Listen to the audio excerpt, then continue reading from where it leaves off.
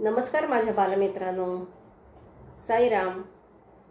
मित्रांनो, आपण या तिसरीच्या वर्गामध्ये व्याकरणही शिकत आहोत. आपण लिंग म्हणजे जेंडर हेही यापूर्वी शिकलेलं होतं. त्याची आज आपण परत उजळणी करणार आहोत. तर लिंग म्हणजे काय हे आधी आपण पाहणार आहोत. लिंगाची व्याख्या म्हणजे डेफिनेशन पहा बरं काय आहे. एखाद्या शब्दावरून तो शब्द पुरुष जातीचा म्हणजेच नर आहे की स्त्री जातीचा, स्त्री जात म्हणजे मादी आहे हे आपल्याला कळते. त्यास लिंग म्हणजे जेंडर असे म्हणतात. एखाद्या शब्दावरून तो शब्द पुरुष जातीचा आहे की स्त्री जातीचा आहे हे आपल्याला कळते. त्यास लिंग असे म्हणतात. आता या लिंगाचे किती प्रकार आहेत तुम्हाला माहिती आहे ना? 3 प्रकार असतात. पहिला आहे पुल्लिंग, दुसरा आहे स्त्रीलिंग आणि तिसरा नपुंसकलिंग. आता ह्या तिन्हीच्याही व्याख्या आणि उदाहरणं आपण परत पाहणार आहोत. पुल्लिंग. आता या पुल्लिंगाची व्याख्या आपण आधी पाहूया बरं. पुल्लिंग म्हणजे काय?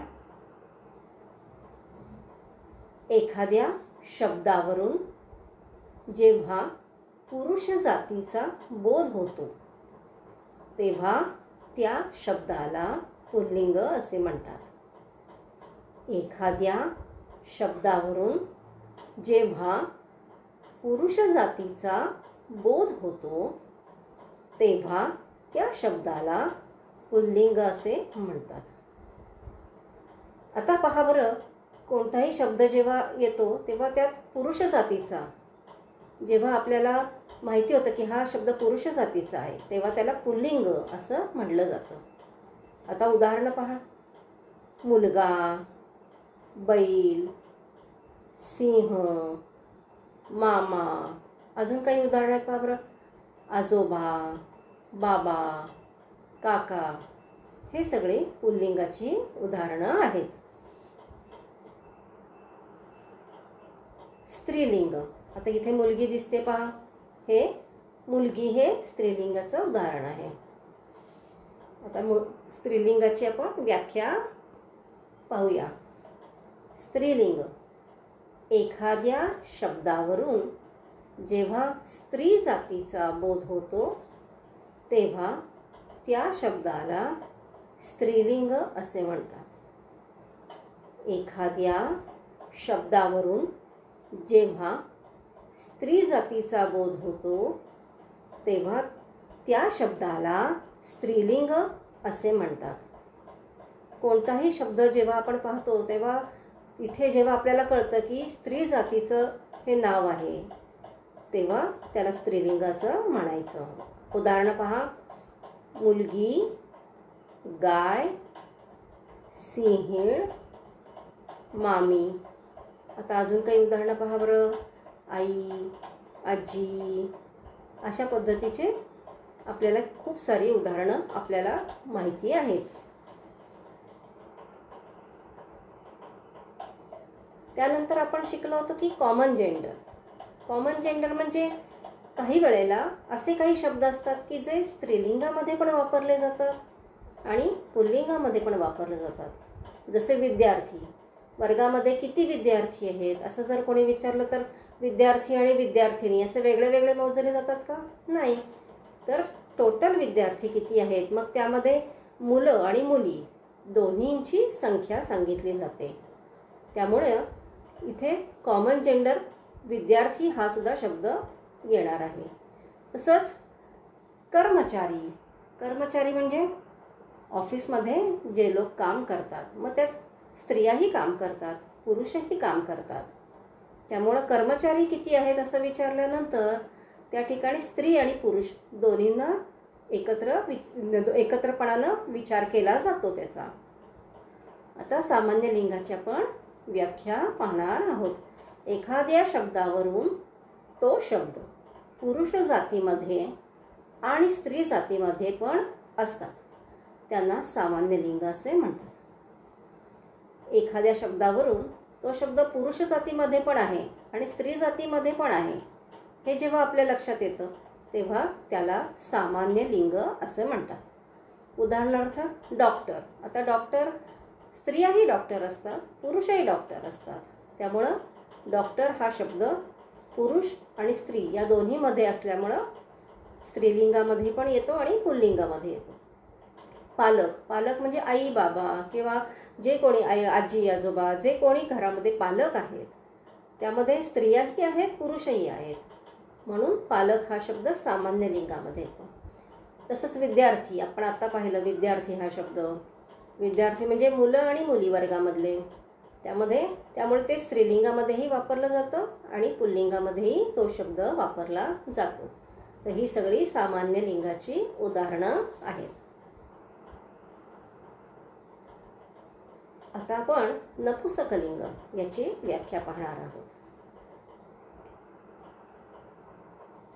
नपुंसकलिंग म्हणजे एखाद्या शब्दावरून जेव्हा ते पुरुष जातीचे आहे की स्त्री जातीचे आहे हे समजत नाही, तेव्हा त्या शब्दास नपुंसकलिंग असे म्हणतात. एखाद्या शब्दावरून जेव्हा ते पुरुष जातीचे आहे की स्त्री जातीचे आहे हे समजत नाही, तेव्हा त्या शब्दास नपुंसकलिंग असे म्हणतात. उदाहरणार्थ मूल, वासरू, लेकरू, पाखरू ही सगळी नपुंसकलिंगाची उदाहरणं आहेत. तर आता आपण तिन्ही लिंग आणि त्याच्या व्याख्या पाहिलेल्या आहेत. आता लिंग कसं ओळखायचं ते पहा बरं. आता पुल्लिंगासाठी आपण इंग्रजीमध्ये ही हा शब्द वापरतो, त्यालाच मराठीमध्ये हा किंवा तो हा शब्द वापरला जातो. आता शी हा शब्द स्त्रीलिंगासाठी वापरला जातो, म्हणजेच ही किंवा ती यासाठी स्त्रीलिंगासाठी हा शब्द वापरायचा आहे. आणि इट म्हणजे हे किंवा ते यासाठी वापरलं जातं आणि हा शब्द नपुंसकलिंगासाठी वापरला जातो. आता ही म्हणजे पुल्लिंग, म्हणजे हा वाघ, तो सिंह, अशा पद्धतीनं पुल्लिंगासाठी शब्द वापरला जातो. आता शी म्हणजे स्त्रीलिंगासाठी वापरलेला आहे. ही आई, ती आजी, अशा पद्धतीनं वापरायचं आहे. आणि इट हे नपुंसकलिंगासाठी वापरलं जातं.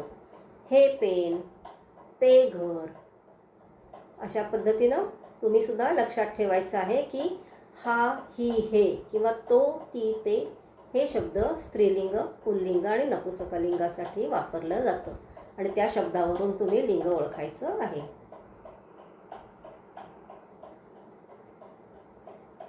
आता तुम्ही लिंग कसं ओळखायचं हे शिकलेले आहात. आज आपण आणखीन एक नवीन प्रकार शिकणार आहोत, तो आहे लिंग बदल. त्याची व्याख्या आधी आपण पाहूया. पुल्लिंगी नामाचे स्त्रीलिंगी नामात रूपांतर करणे किंवा स्त्रीलिंगी नामाचे पुल्लिंगी नामात रूपांतर करणे याला लिंग बदल असे म्हणतात. पुल्लिंगी नामाचे स्त्रीलिंगी नामात रूपांतर करणे व स्त्रीलिंगी नामाचे पुल्लिंगी नामात रूपांतर करणे याला लिंग बदल असे म्हणतात. आता उदाहरणार्थ मुलगा हे पुल्लिंगाचं उदाहरण आहे. आपल्याला स्त्रीलिंगी शब्द लिहायचा असेल तर मुलगी हे लिहावं लागेल. बैल हे पुल्लिंगाचं उदाहरण आहे. आता स्त्रीलिंगी नामात रूपांतर करायचं आहे, मग कोणतं येणार? गाय. अशा पद्धतीनं जे शब्द तयार होतात त्याला लिंग बदल असं म्हटलं जातं. आता आपण लिंग बदलाची काही उदाहरणं पाहणार आहोत. पहा बरं. आई, बाबा, आई, बाबा, आजी, आजोबा, आजी, आजोबा, काका, काकू, काका, काकू, मामा मामी, मामा मामी. मोर लांडोर, मोर लांडोर. पोपट मैना, पोपट मैना. लेखक लेखिका, लेखक लेखिका. पाहुणा पाहुणी, पाहुणा पाहुणी. कवयित्री कवी, कवयित्री कवी. चिमणा चिमणी, चिमणा चिमणी. आता ही साली सगळी लिंग बदलाची उदाहरणे. अजून काही आपण उदाहरणं पाहणार आहोत. कोंबडा कोंबडी, कोंबडा कोंबडी. विद्यार्थी विद्यार्थिनी, विद्यार्थी विद्यार्थिनी. भाऊ बहीण, भाऊ बहीण. राजा राणी, राजा राणी. शिक्षक शिक्षिका, शिक्षक शिक्षिका. तर मित्रांनो, आज आपण काय शिकलो? तर लिंग कसं ओळखायचं किंवा स्त्रीलिंग, पुल्लिंग, नपुंसकलिंग याची आपण रिव्हिजन घेतलेली आहे. त्याच्यानंतर लिंग बदल हा नवीन प्रकार आज आपण शिकलेलो आहोत आणि त्याची काही उदाहरणंही पाहिलेली आहेत. तर तुम्ही सर्वांनी या व्हिडिओमध्ये मी जे शब्द दिलेले आहेत ते तुम्ही मराठी वहीमध्ये लिहिण्याचा प्रयत्न करा. मग आवडला ना हा भाग तुम्हाला? धन्यवाद. साईराम.